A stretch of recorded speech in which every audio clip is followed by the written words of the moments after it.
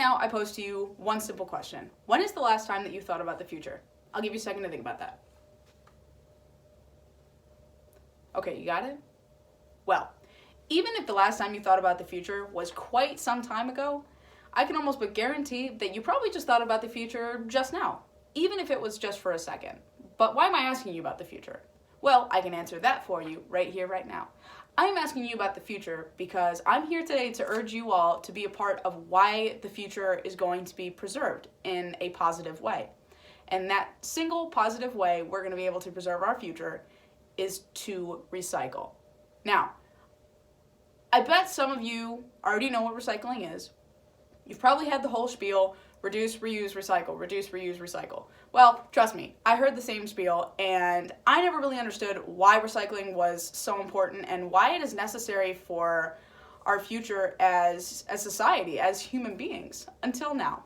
And that is what I am here to share with you today.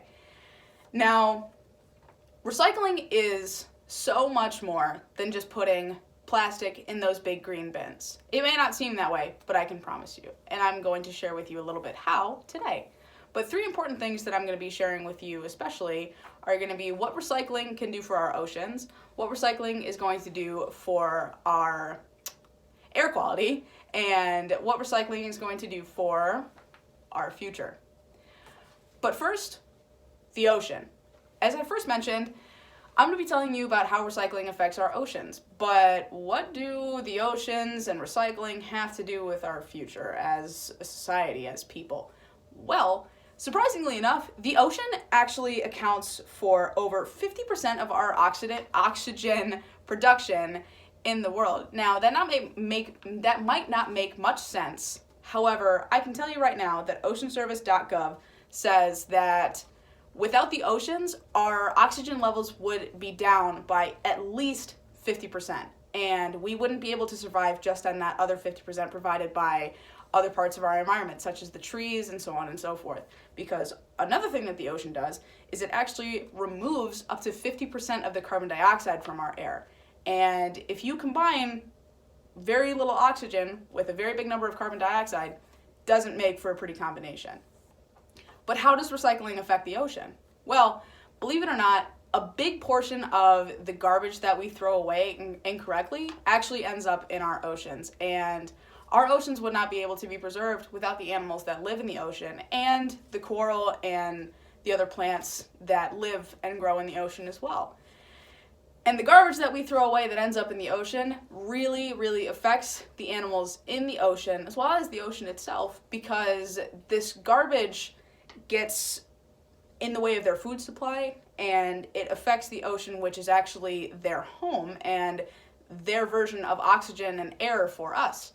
And if we continuously incorrectly throw away our garbage, as in putting a recyclable material into a regular garbage can, there's a really, really high chance that it's going to end up in the ocean. And the more garbage that we continuously put in the ocean, the less chance there is that the ocean's actually going to be continuously preserved for future times to come. Therefore, without recycling and without properly disposing of materials, even clothes, but especially plastics, the ocean would not be doing very well.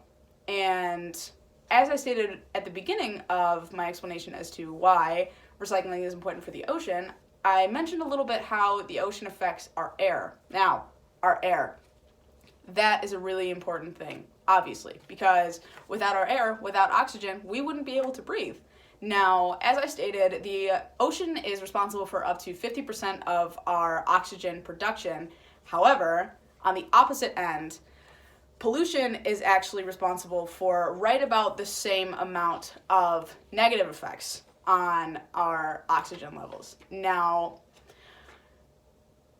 pollution in our air can be determined by many factors. Obviously, recycling and incorrectly disposing of materials is going to be a big reason as to why our oxygen levels are low or continue to decrease as time continues.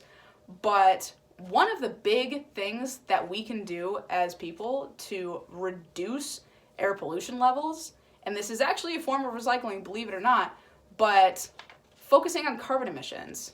Now, carbon emissions are important to the air because obviously if carbon emissions are low, our air levels are going to be better.